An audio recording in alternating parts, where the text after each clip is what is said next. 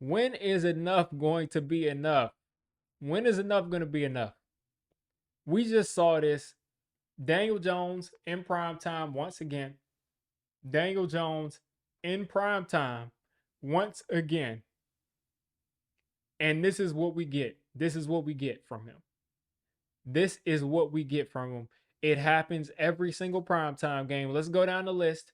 First off, you know you're gonna get some horrible calls. That's number one. You're gonna get some horrible calls in primetime against the Giants because they're like Daniel Jones doesn't win primetime, so we're gonna make sure he doesn't. So you're looking at this. You got some horrible calls today. You got some horrible calls, and I'm so mad about what I just saw Daniel Jones do that I can't even remember the specifics of the horrible calls. I know there was a running into the kicker. I know there was a couple of other calls that were kind of crazy. But like I said, at this point, I'm so mad because what I saw Daniel Jones do, I can't even remember.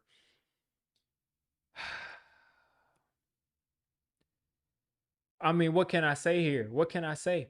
Tyrone Tracy showed up against a good run defense, balled out the offensive line, running the football showed up. In the past game, they were going against a juggernaut. Hubbard against Highsmith didn't block him. Didn't block him.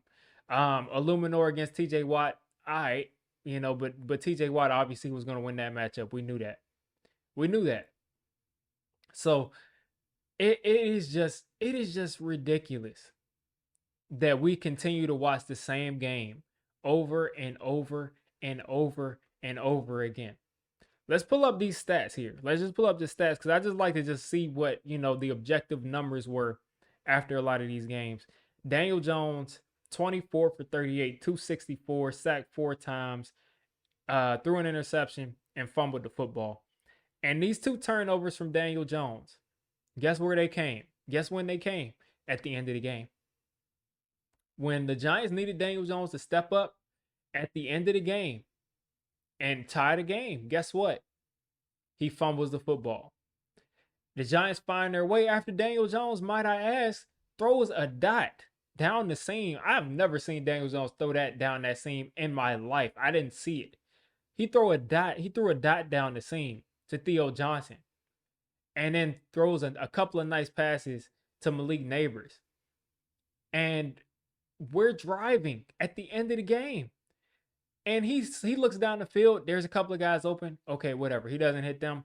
And he sees, okay, I'm going to hit the check down. Daniel Jones overthrows the check down. Overthrows the check down. Daniel Jones overthrew the check down and hit basically 2 Steelers defenders. And they were so by themselves. The ball, it was so unexpected that they would get a gift right in their lap that they almost dropped it. They almost were like, oh, well, you take it, you take it. And then they're bobbling the ball up in the air. This is what Daniel Jones does to you. This is what he does. This time, this guy really thought, dude, this guy really had me thinking like, maybe he might actually score right here. Maybe he might. I don't know why I did that. I don't know. I played myself here. I played myself because this guy at the end of the game, fumble, interception. 2 times that you could have tied the game. You get a fumble and you get an interception. These referees today, again, we got some ticky-tack calls as far as some illegal shifts. One that's debatable that took a touchdown off the board. Fine. If you want to say it counts, it counts. But before that or after that, I don't even know when that happened. Malik Neighbors is down the sideline and he's getting grabbed by Joey Porter Jr. right here. He's getting grabbed right there. Non-debatable. He's getting grabbed. No call. No problem there. But anytime the Giants defenders breathed, anytime the Giants offensive players breathed, there was a flag. We had like 10 penalties, 10 or 11 penalties a day. And I think all of them were on offense. Or, I mean, out of the 10 or 11, I can look it up. Here we go. We had 11 penalties a day. And I can promise you that probably 8 or 9 of them were on offense. A couple of the sacks we took today were Daniel Jones's fault. But I think the other half out of the 4 were just the offensive player's fault. But Daniel Jones got to hold on to that ball at the end of the game. Deontay Banks got benched. Who knows why. They were saying it was an effort issue. We saw Dexter Lawrence yelling at Deontay Banks, and then Deontay Banks wasn't in the game anymore. So who knows what this guy did, but he got benched. That's not a good look, getting benched on prime time. And it just also makes me think, like, if Deontay Banks can get benched, why can't other players get benched? Like, you know what I'm saying? Why can't Daniel Jones get benched for putting his receivers in harm's way, for throwing the ball 10, 12 feet up in the air when it's a routine throw? Why can't he get benched for that? And people can say maybe he got benched last week. Fine, whatever. Um, Slay got over 100 yards. Tyrone Tracy went for a buck 45, had a 45 yarder. So even if you take away his longest run, he still had 100 yards. Dude balled out. He balled out. Singletary had 2 carries today for 11 yards. So that shows you that Tyrone Tracy is clearly the lead back now. And Singletary clearly, I mean, he didn't even have a bad game. 2 carries for 11 yards. Eric Gray, absolute goose egg. Didn't touch the ball today as far as running the ball goes. Had a nice kick return from Smith Marset. I think he could have scored on that, but it is what it is. And then speaking of the Steelers kick return, there was a clear block in the back, first off. There was also a clear roughing the kicker. And if you want to say it wasn't roughing the kicker, it was clearly running into the kicker. One of the two. It was clearly one of the two. And neither was thrown. The official that they have as a consultant on the TV said that it was clearly enough to throw a flag, and they decided not to. So the referees didn't give us any help. And I'm sure even if they did call the game the right way, I'm sure the Giants would have found another way to lose the game. I'm sure they would have, but they clearly affected this game. They clearly affected this game. Way too many penalties. Way too many penalties. Some were our fault, and some were just very, very strange. Let's see. Let's take a look at some of the sack leaders, because this is all we really have at this point in the season is that we're the sack leaders. So Mike McFadden, half a sack. Bobby Okereke, half a sack, and a fumble and a recovery. Okereke had 14 total tackles today. Azeez Ojulari, 2 sacks. Azeez is balling. Brian Burns got a sack. So, you know, we're doing our thing. We're doing our thing. We're still up there. Listen, I mean, when is enough going to be enough? When is enough going to finally be enough to say, hey, Daniel Jones is out there and he's losing us football games.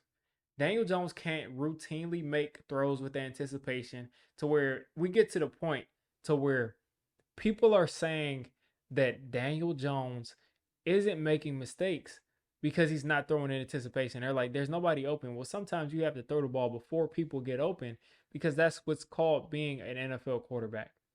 Throwing with anticipation, Daniel Jones just doesn't do. Again, threw the ball to Dikembe Mutombo or Kareem Abdul-Jabbar, somebody that was up there, but he wasn't throwing to Darius Slayton and almost got his guy taken out of the game. Did it again to Darius Slayton, another play. And then also, again, on the last play of the game, Singletary, poor Devin Singletary, what, 5'9", all 5'9" of Devin Singletary, is trying to high point a check down. He's trying to high point a check down. So, I mean, at that point, how can you win when your quarterback can't connect on routine throws? Routine throws are 50-50 balls with Daniel Jones. Sometimes it's high, sometimes it's behind, sometimes it's placed okay, sometimes it's placed nicely, but you just never know what you're going to get with this guy. You just never know. And again, the guy threw for 264 today. Had some nice throws today, but all of the throws that he missed stand out more. Because again, you got guys open, you're not hitting. This is a Steelers defense that we should not have even been able to run our offense again, but we were kind of able to. I mean, against this Steelers defense, we put up 394 yards. Nobody would have expected that. Nobody would have expected that. And here we are again. Tomorrow, people are going to be laughing about the Giants, laughing about what they did on primetime, laughing about Daniel Jones, and the Giants will continue to throw this guy out there, continue to put him in harm's way, so we have to pay that injury settlement if he gets hurt. Knock on wood. Hopefully he doesn't, and for his sake and for ours. But we continue to throw him out there. We continue to put ourselves in these situations where we should not be in. We just shouldn't be in. I mean, how many times do we have to see that this guy is not it? Even when he's it, even when he puts together a nice last second drive at the end of the game with no timeouts, the guy is driving down the field. Even when he does that, he says, "Oh, I'm Daniel Jones. I've got to overthrow a check down and lose the game." I mean, how poetic is this? How poetic was this? So, I mean, this is just completely ridiculous. Malik Neighbors, decent game today, but he had two drops, two bad drops in my opinion. And I think he had another drop that was a difficult catch, but he usually would make. So Malik, he's got to get those hands shored up. Got to get those hands shored up. Um, it is what it is, folks. I mean, nobody expected us to win this game. We were at least able to make it entertaining at the end, so I'll be fine with that. But another loss, another step closer to the next quarterback. Another late night as a Giants fan that thankfully we won't have to see again. And the Giants have fallen to, I think, 2-6 now. Who's even keeping track? So we're towards the bottom of the league. We got Commanders coming up. We got the Panthers coming up after that.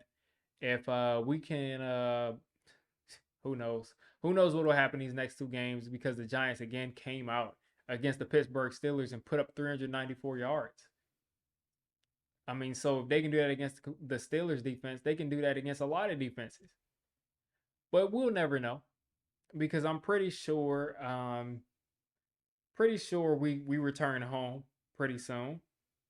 And if it's going to be like any other home game, it is going to be a joke. MetLife Stadium next week, Giants won't get in the end zone. So I'm rambling at this point. It is what it is. You all have a great night. I just really hope that we can finally break this curse of Daniel Jones after this season, because I'm sick of seeing just losing behavior consistently.